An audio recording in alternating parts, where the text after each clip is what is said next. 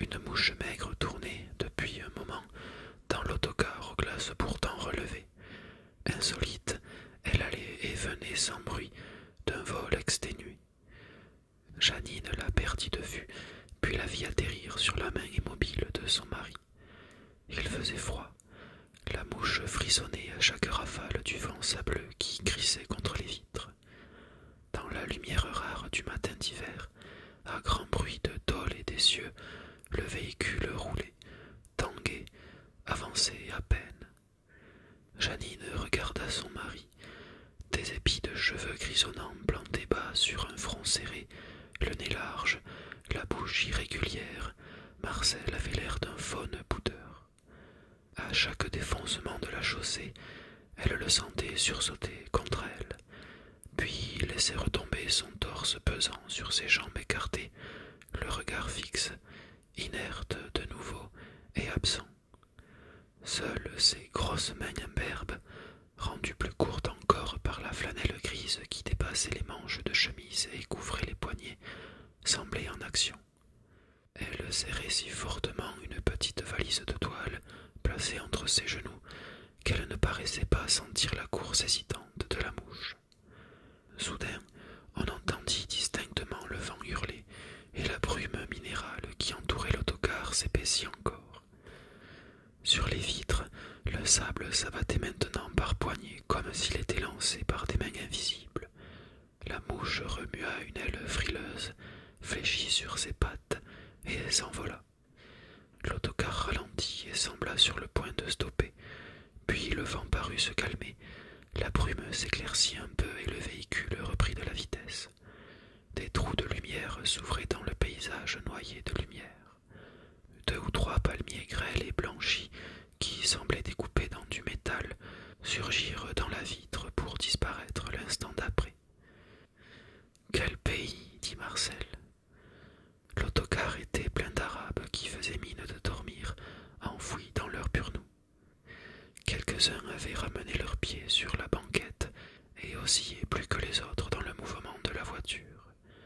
Leur silence, leur impassibilité finissaient par peser à Janine.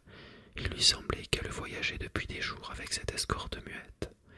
Pourtant, le car était parti à l'aube du terminus de la voie ferrée et, depuis 2 heures, dans le matin froid, il progressait sur un plateau pierreux, désolé, qui, au départ du moins, étendait ses lignes droites jusqu'à des horizons rougeâtres.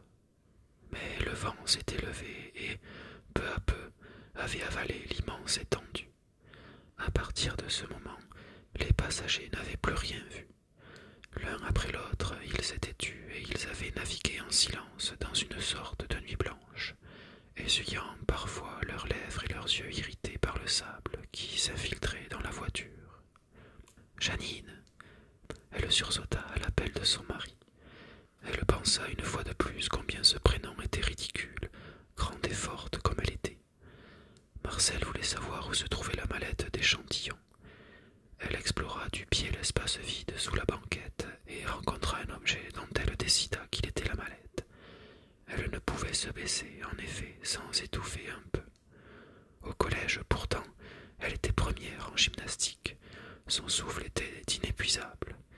Y avait-il si longtemps de cela? 25 ans. 25 ans n'était rien puisqu'il lui semblait que c'était hier qu'elle hésitait entre la vie libre et le mariage. Hier encore qu'elle pensait avec angoisse à ce jour où, peut-être, elle vieillirait seule. Elle n'était pas seule, et cet étudiant en droit qui ne voulait jamais la quitter se trouvait maintenant à ses côtés. Elle avait fini par l'accepter, bien qu'il fût un peu petit et qu'elle n'aimât pas beaucoup son rire avide et bref, ni ses yeux noirs et trop saillants. Mais elle aimait son courage à vivre qu'il partageait avec les Français de ce pays. Elle aimait aussi son air déconfit quand les événements ou les hommes trompaient son attente. Surtout, elle aimait être aimée, et il l'avait submergée d'assiduité. À lui faire ressentir si souvent qu'elle existait pour lui, il la faisait exister réellement. Non, elle n'était pas seule. L'autocar, à grands coups d'avertisseur, se frayait un passage à travers des obstacles invisibles. Dans la voiture, cependant, personne ne bougeait. Janine sentit soudain qu'on la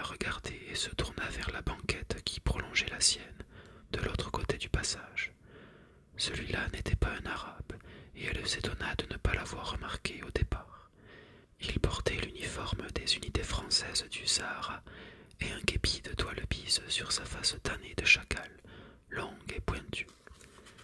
Il l'examinait de ses yeux clairs avec une sorte de maussaderie, fixement.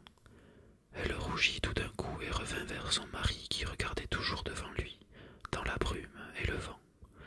Elle s'emmitoufla dans son manteau, mais elle revoyait encore le soldat français, long et mince, si mince avec sa vareuse ajustée, qu'il paraissait bâti dans une matière sèche et friable, un mélange de sable et d'os.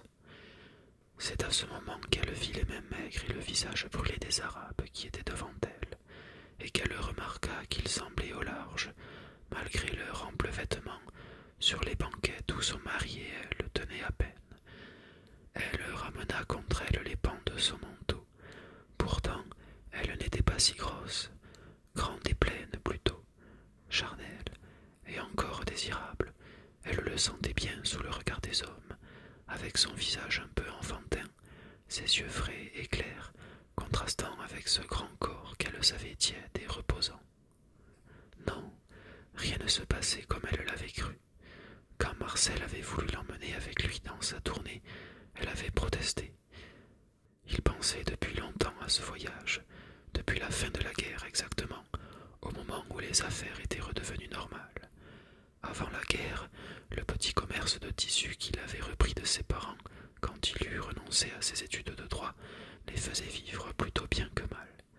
Sur la côte, les années de jeunesse peuvent être heureuses, mais il n'aimait pas beaucoup l'effort physique et, très vite, il avait cessé de la mener sur les plages. La petite voiture ne les sortait de la ville que pour la promenade du dimanche. Le reste du temps, il préférait son magasin d'étoffes multicolores, à l'ombre des arcades de ce quartier mi-indigène, mi-européen. Au-dessus de la boutique, il vivait dans 3 pièces ornées de tentures arabes et de meubles Barbès, et il n'avait pas eu d'enfant. Les années avaient passé dans la pénombre qu'ils entretenaient, volets mi-clos. L'été, les plages, les promenades, le ciel même était loin. Rien ne semblait intéresser Marcel que ses affaires. Elle avait cru découvrir sa vraie passion, qui était l'argent, et elle n'aimait pas cela, sans trop savoir pourquoi. Après tout, elle en profitait. Il n'était pas avare, généreux, au contraire, surtout avec elle. S'il m'arrivait quelque chose, disait-il, tu serais à l'abri. Et il faut, en effet, s'abriter du besoin. Mais du reste, de ce qui n'est pas le besoin le plus simple, où s'abriter? C'était là ce que, de loin en loin, elle sentait confusément. En attendant, elle aidait Marcel à tenir ses livres et le remplaçait parfois au magasin. Le plus dur était l'été où la chaleur tuait jusqu'à la douce sensation de l'ennui. Tout d'un coup, en plein été justement, la guerre, Marcel mobilisé puis réformé, la pénurie des tissus, les affaires stoppées, les rues désertes et chaudes. S'il arrivait quelque chose, désormais, elle ne serait plus à l'abri. Voilà pourquoi, dès le retour des étoffes sur le marché, Marcel avait imaginé de parcourir les villages des hauts plateaux et du sud pour se passer d'intermédiaires et vendre directement aux marchands arabes. Il avait voulu l'emmener.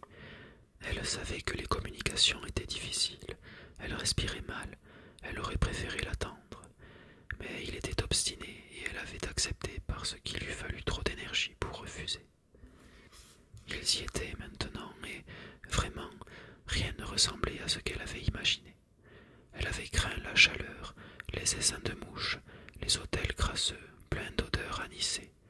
Elle n'avait pas pensé au froid, au vent coupant, à ces plateaux quasi polaires encombrés de moraines. Elle avait rêvé aussi de palmiers et de sable doux.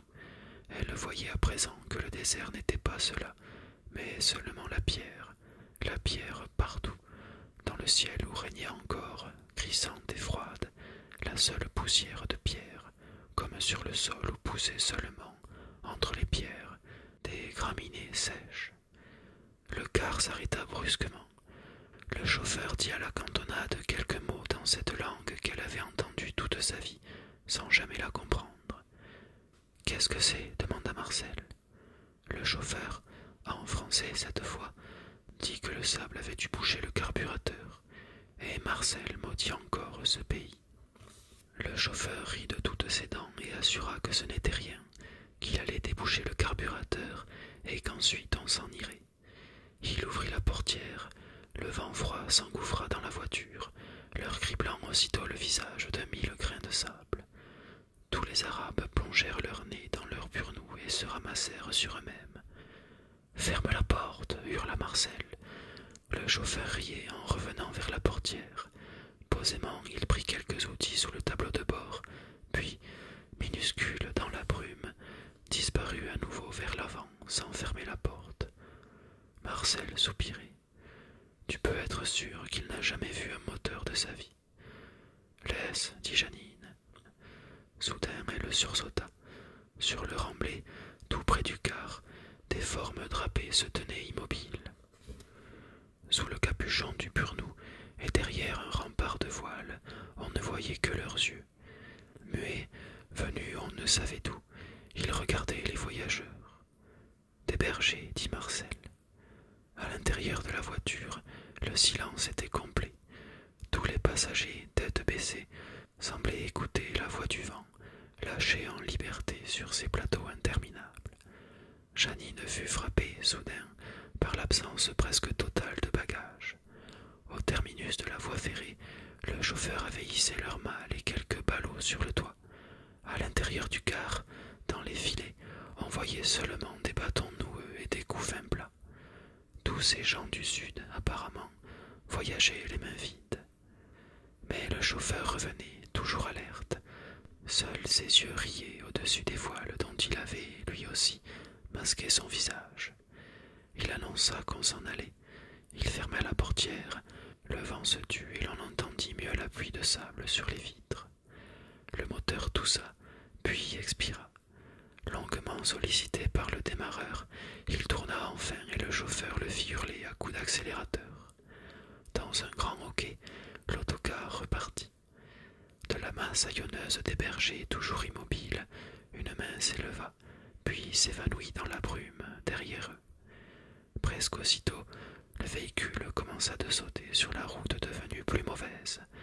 Secoués, les Arabes oscillaient sans cesse.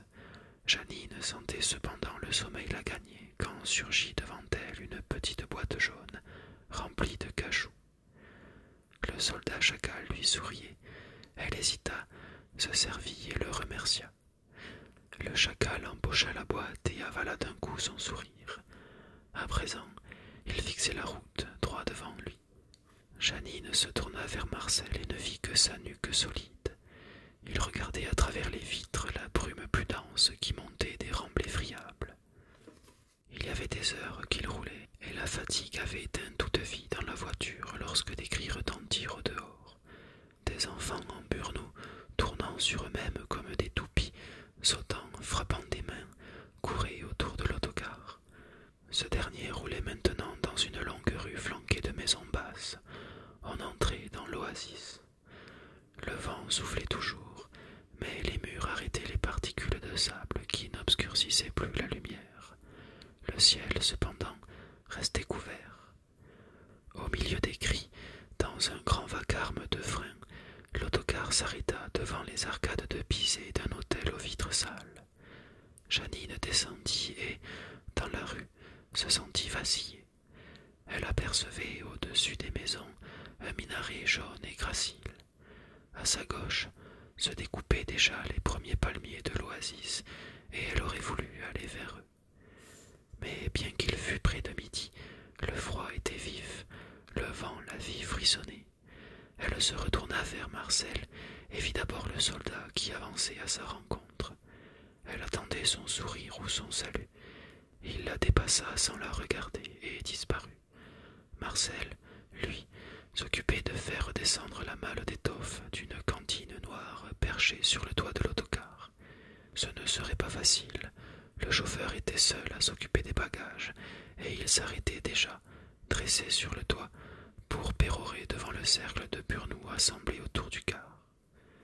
Jeannine, entourée de visages qui semblaient taillés dans l'os et le cuir, assiégée de cris gutturaux, sentit soudain sa fatigue. « Je monte, dit-elle à Marcel, qui interpellait avec impatience le chauffeur. Elle entra dans l'hôtel. Le patron, un Français maigre et taciturne, vint au-devant d'elle. Il la conduisit au premier étage, sur une galerie qui dominait la rue, dans une chambre où il semblait n'y avoir qu'un lit de fer, une chaise peinte au ripolin blanc, une penderie sans rideau et, derrière un paravent de roseaux, une toilette dont le lavabo était couvert d'une fine poussière de sable. Quand le patron eut fermé la porte, Janine sentit le froid qui venait des murs nus et blanchis à la chaux. Elle ne savait où poser son sac, où se poser elle-même. Il fallait se coucher ou rester debout, et frissonner dans les deux cas.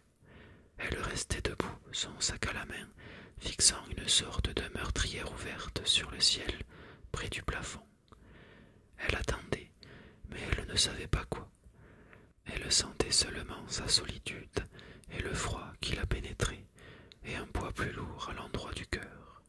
Elle rêvait, en vérité, presque sourde au bruit qui montait de la rue avec des éclats de la voix de Marcel, plus consciente au contraire de cette rumeur de fleuve qui venait de la meurtrière et que le vent faisait naître dans les palmiers, si proches maintenant, lui semblait-il.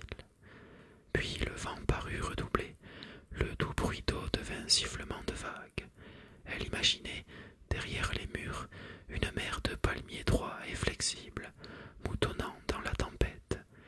Rien ne ressemblait à ce qu'elle avait attendu, mais ces vagues invisibles rafraîchissaient ses yeux fatigués.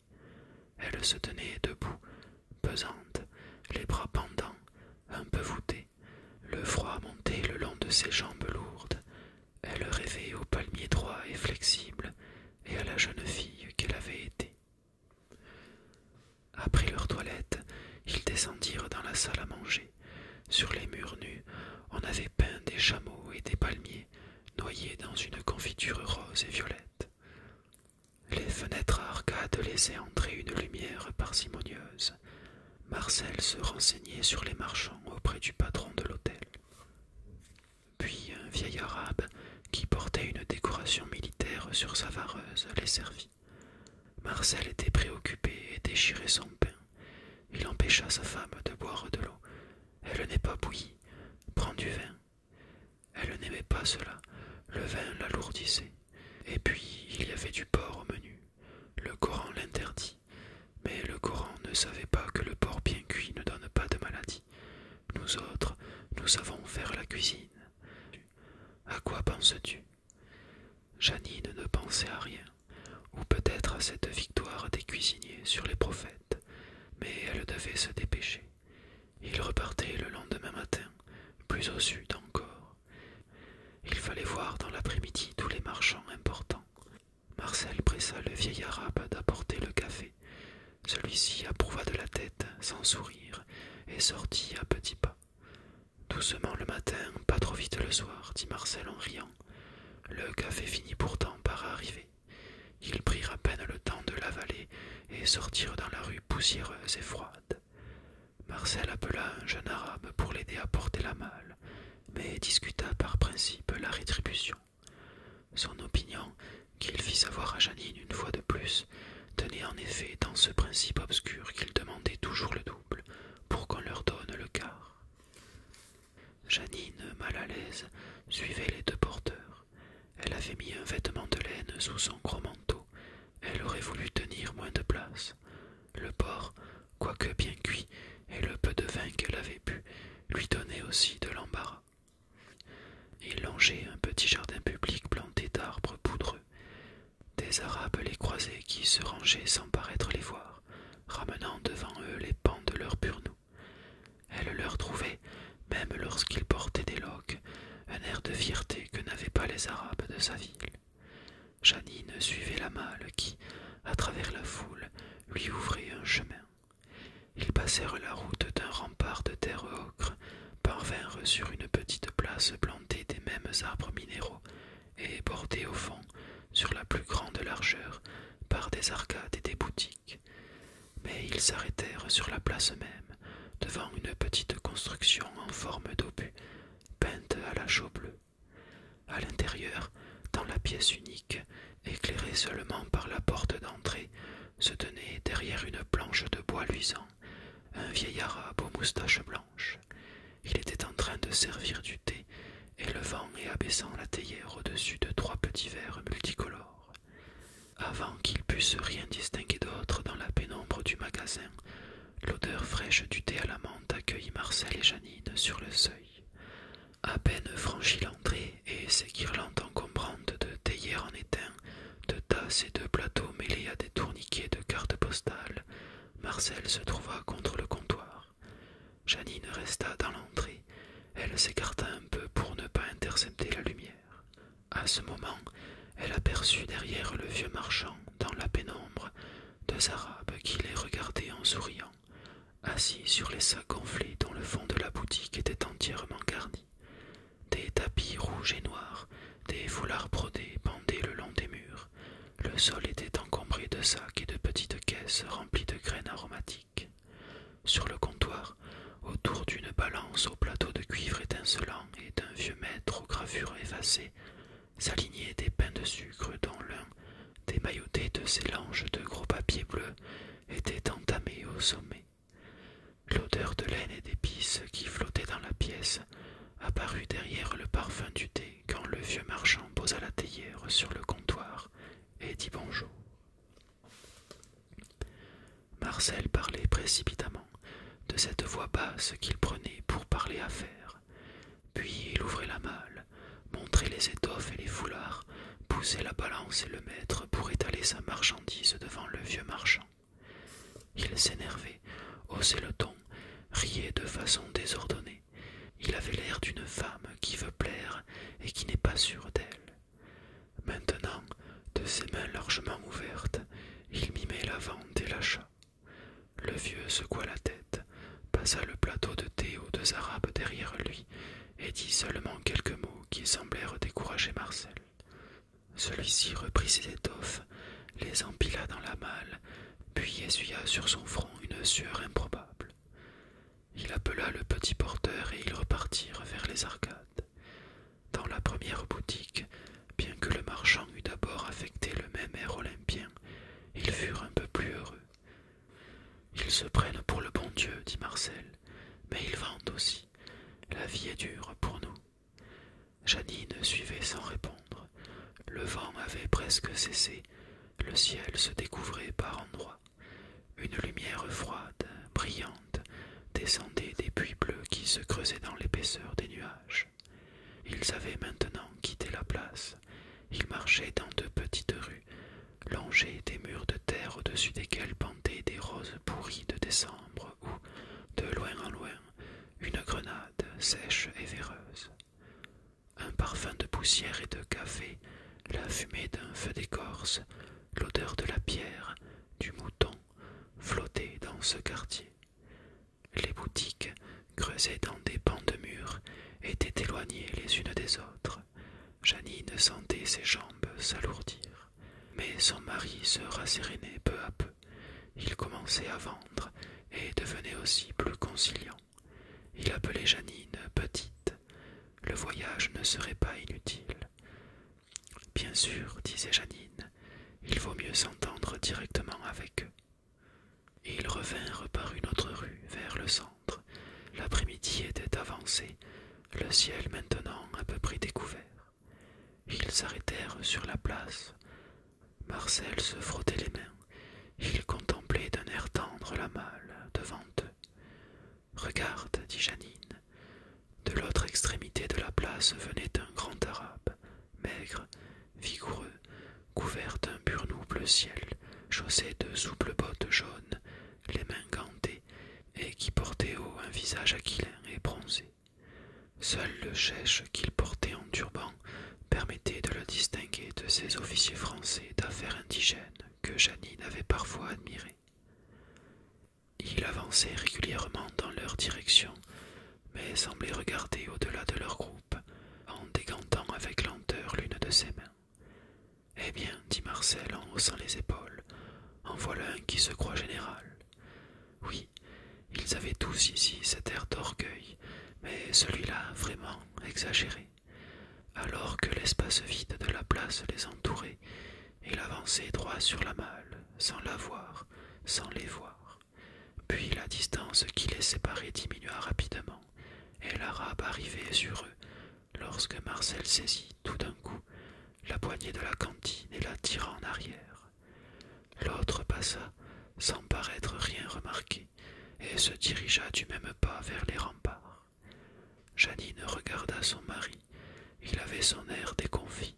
« Il se croit tout permis maintenant, dit-il. » Jeanine ne répondit rien. Elle détestait la stupide arrogance de cet arabe et se sentait tout d'un coup malheureuse. Elle voulait partir. Elle pensait à son petit appartement.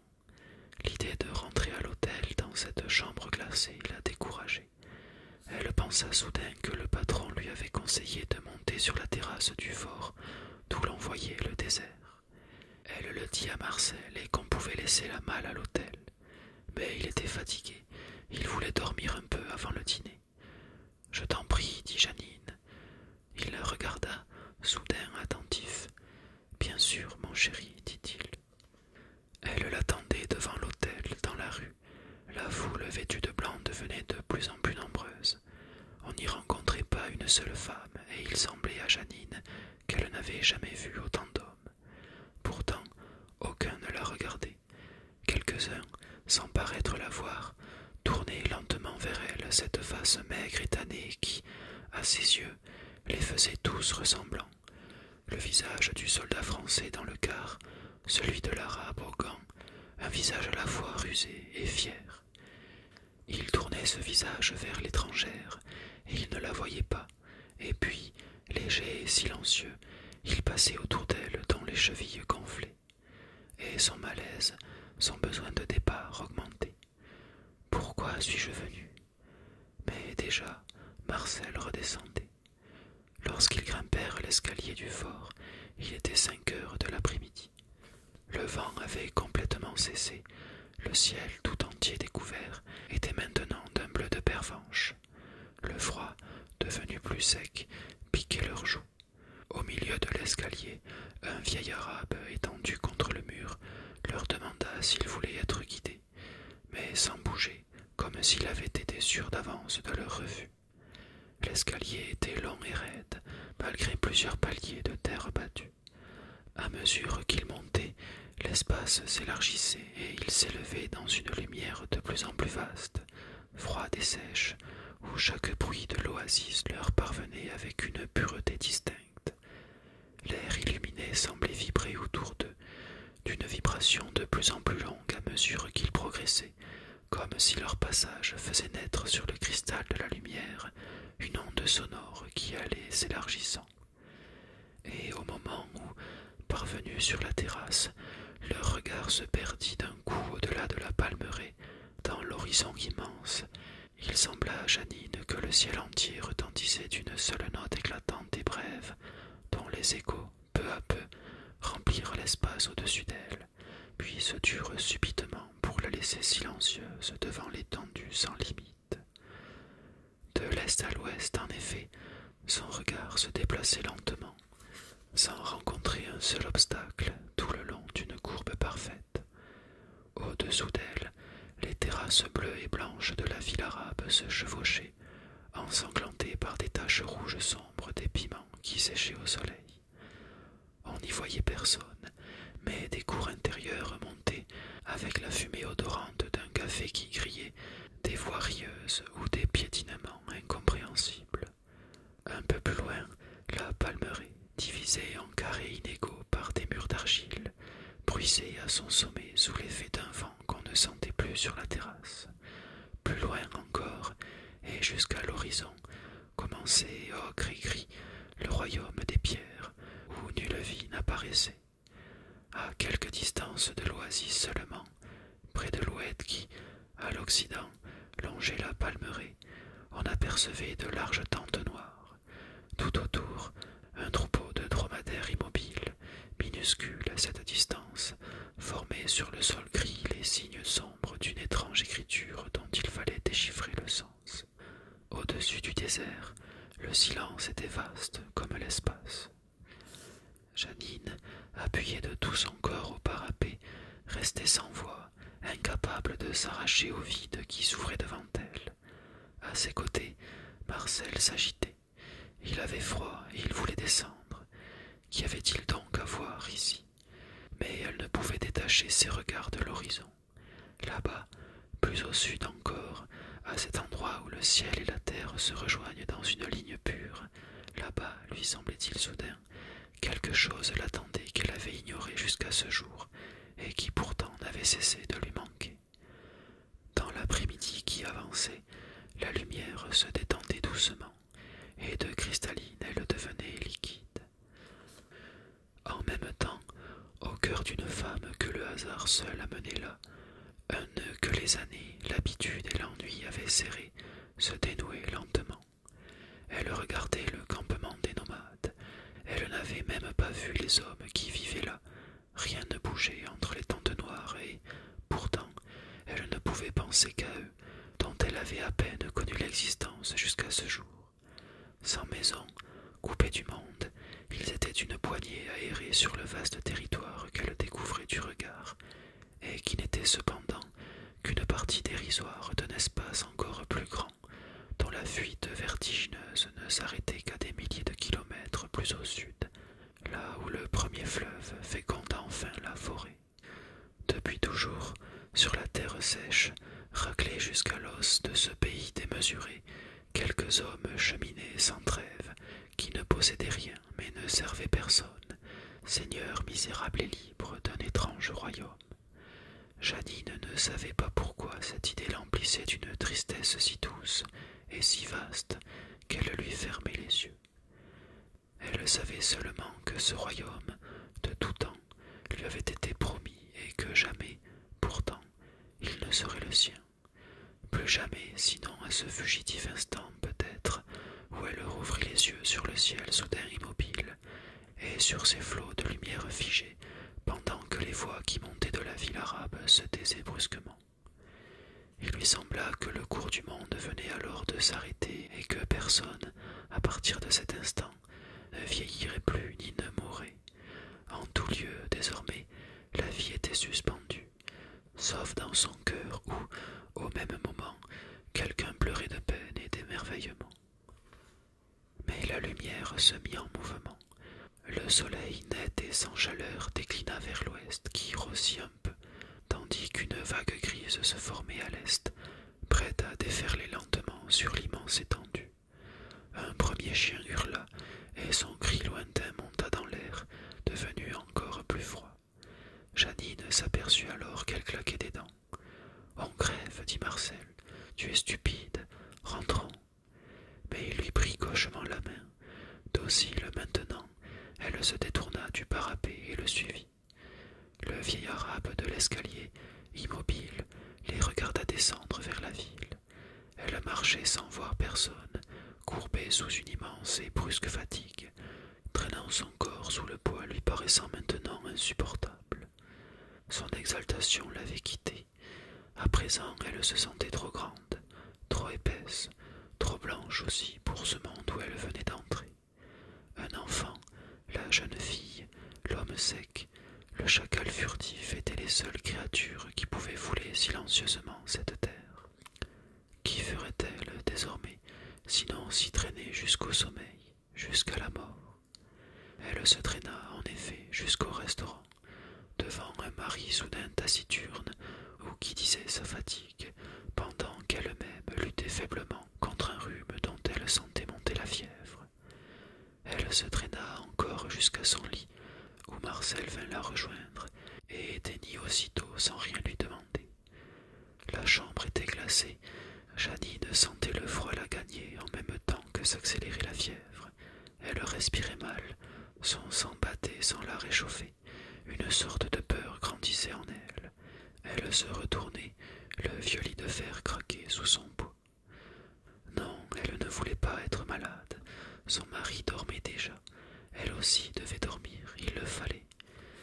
Les bruits étouffés de la ville parvenaient jusqu'à elle par la meurtrière. Les vieux phonographes des cafés morts nasillaient des airs qu'elle reconnaissait vaguement et qui lui arrivaient, portés par une rumeur de foule lente. Il fallait dormir, mais elle comptait des tentes noires.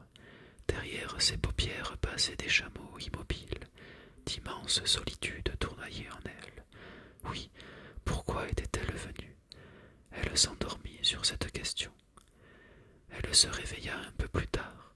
Le silence autour d'elle était total, mais, aux limites de la ville, des chiens enroués hurlaient dans la nuit muette. Jeanine frissonna.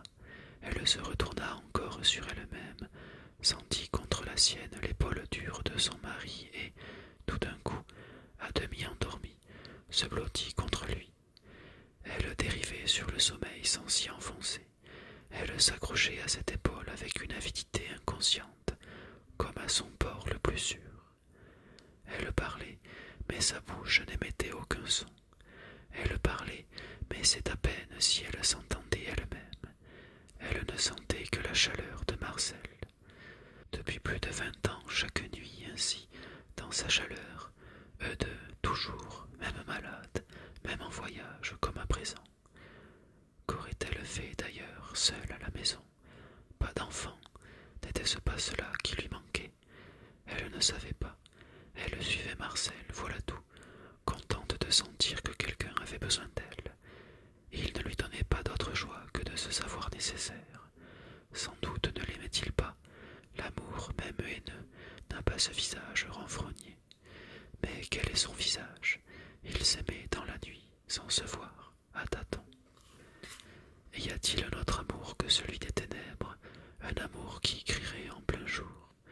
Elle ne savait pas, mais elle savait que Marcel avait besoin d'elle et qu'elle avait besoin de ce besoin, qu'elle en vivait la nuit et le jour, la nuit surtout, chaque nuit, où il ne voulait pas être seul, ni vieillir, ni mourir, avec cet air buté qu'il prenait et qu'elle reconnaissait parfois sur d'autres visages d'hommes, le seul air commun de ces fous qui se camouflent sous des airs de raison, jusqu'à ce que le délire les prenne et les jette désespérément vers un corps de femme pour y enfouir, sans désir, ce que la solitude et la nuit leur montrent d'effrayant. Marcel remua un peu comme pour s'éloigner d'elle. Non, qu'il ne l'aimait pas. Il avait peur de ce qui n'était pas elle, simplement. Et elle et lui, depuis longtemps, auraient dû se séparer et dormir seuls jusqu'à la fin. Mais qui peut dormir toujours seul? Quelques hommes le font, que la vocation ou le malheur ont retranché des autres, et qui couchent alors tous les soirs dans le même lit que la mort. Marcel, lui, ne le pourrait jamais. Lui surtout, enfant faible et désarmé, que la douleur effarait toujours. Son enfant, justement, qui avait besoin d'elle et qui, au même moment, fit entendre une sorte de gémissement. Elle se serra un peu plus contre lui, posa la main sur sa poitrine, et, en elle-même, elle l'appela du nom de l'amour qu'elle lui donnait autrefois et que, de loin en loin encore, ils employaient entre eux, mais sans plus penser à ce qu'ils disaient. Elle l'appela de tout son cœur. Elle aussi, après tout, avait besoin de lui, de sa force, de ses petites manies. Elle aussi avait peur de mourir. Si je surmontais cette peur, je serais heureuse. Aussitôt, une angoisse sans nom l'envahit.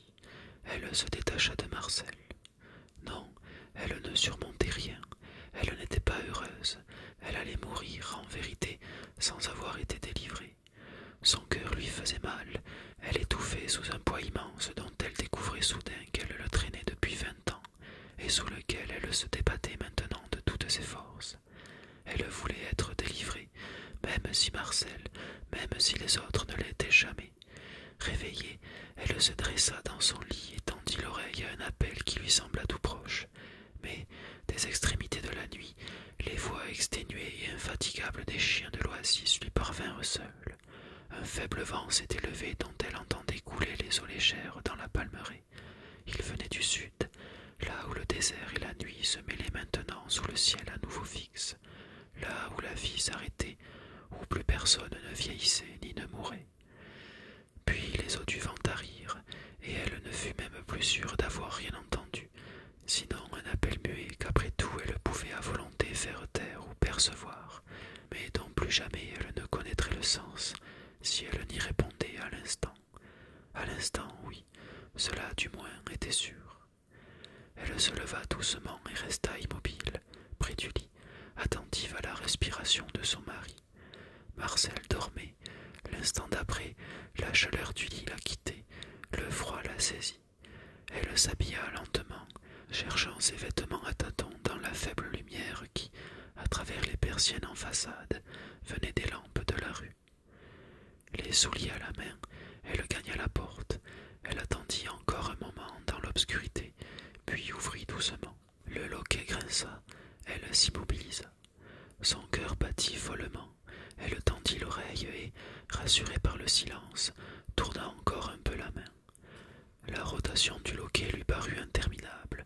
Elle ouvrit enfin, se glissa dehors et referma la porte avec les mêmes précautions. Puis, la joue collée contre le bois, elle attendit. Au bout d'un instant, elle perçut, lointaine, la respiration de Marcel. Elle se retourna, reçut contre le visage l'air glacé de la nuit et courut le long de la galerie. La porte de l'hôtel était fermée. Pendant qu'elle manœuvrait le verrou, le veilleur de nuit parut dans le haut de l'escalier, le visage brouillé, et lui parla en arabe. « Je reviens, dit Jeanine, et elle se jeta dans la nuit. Des guirlandes d'étoffes descendaient du ciel noir au-dessus des palmiers et des maisons. Elle courait le long de la courte avenue, maintenant déserte, qui menait au fort. Le froid, qui n'avait plus à lutter contre le soleil, avait envahi la nuit. L'air glacé lui brûlait les poumons. Elle courait à demi aveugle dans l'obscurité. Au sommet de l'avenue, pourtant, des lumières apparurent puis descendirent vers elle en zigzagant. Elle s'arrêta, perçut un bruit d'élytres et, derrière les lumières qui grossissaient, vit enfin d'énormes burnous sous lesquels étincelaient des roues fragiles de bicyclette. Les burnous la frôlèrent.